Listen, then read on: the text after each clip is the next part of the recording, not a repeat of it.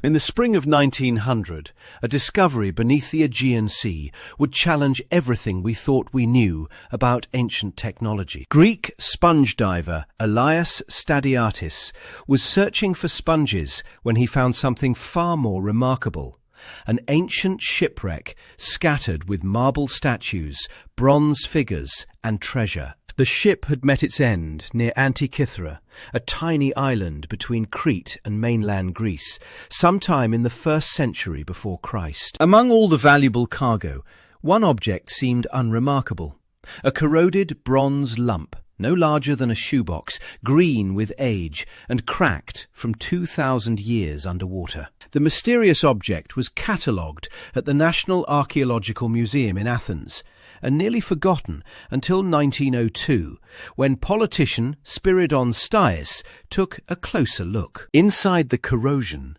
Stias spotted something extraordinary: a precisely cut mechanical gear, the kind you'd find in a clock, except clocks wouldn't be invented for another 1,400 years. What researchers found next would reveal the device's astonishing complexity. The Antikythera mechanism had split into 82 fragments, revealing at least 30 interlocking bronze gears with millimetre precision, all originally housed in a wooden case. The complete device would have measured about 34 by 18 by 9 centimetres, roughly the size of a shoebox. Its front dial could track the sun through the zodiac, follow the moon's phases, and trace the paths of all 5 visible planets: Mercury, Venus, Mars, Jupiter, and Saturn. A small rotating ball, painted half black and half silver, displayed the current phase of the moon as it moved through its cycles. The back featured 2 spiral dials that predicted solar and lunar eclipses decades ahead, and even calculated when the next Olympic Games would occur. Physicist Derek de Solla Price captured the shock perfectly. Finding this mechanism was like opening a pyramid and discovering an atomic bomb inside. Nothing this complex existed anywhere in the ancient world, and nothing comparable would appear again until medieval cathedral clocks over 1,000 years later. So who could have built such an extraordinary device? The leading suspect is Archimedes of Syracuse, the brilliant mathematician who calculated pi, laid the foundations of calculus, and discovered the principle of buoyancy. Roman statesman Cicero described a bronze device once owned by Archimedes that tracked the sun, moon, and 5 wandering stars, matching our mechanism with uncanny precision. Archimedes died in 212 BCE, and most scholars dated the mechanism to 150 to 100 BCE. But a later study pushed it back to 205 BCE.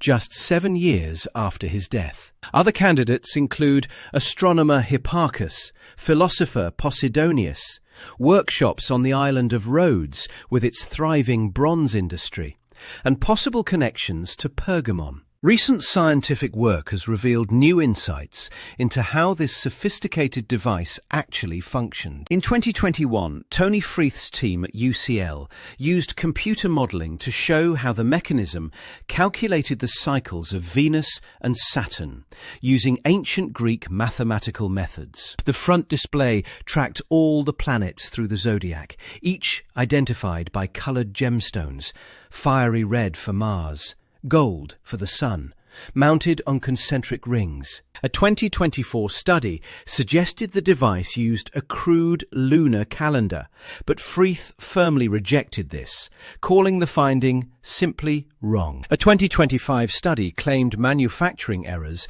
made the gears too imperfect to function, though the researchers cautioned their scans might themselves be flawed. But here's the deepest mystery. Not who built it or how it worked, but why such knowledge completely vanished. How did a civilization that built precision computers in the 2nd century BCE forget how, leaving humanity with nothing more sophisticated than water wheels for 1,000 years? The mechanism likely came from a single specialized workshop, and when it closed, through war, economic decline, or the death of its master craftsman, the knowledge died with it. The bronze was melted down, the scrolls burned or lost, and the one surviving device lay hidden on the ocean floor for 2 millennia, until discovered by chance. We store our own critical knowledge in server farms and silicon chips that may be unreadable in decades. A reminder that brilliance and oblivion can be separated by the thinnest of margins. Today, 82 fragments of green-encrusted bronze sit behind glass in Athens, looking unremarkable, yet representing something truly extraordinary. 2,000 years ago, someone understood the heavens well enough to build a machine that could predict them. Proof of ancient genius, found by accident and decoded through a century of detective work.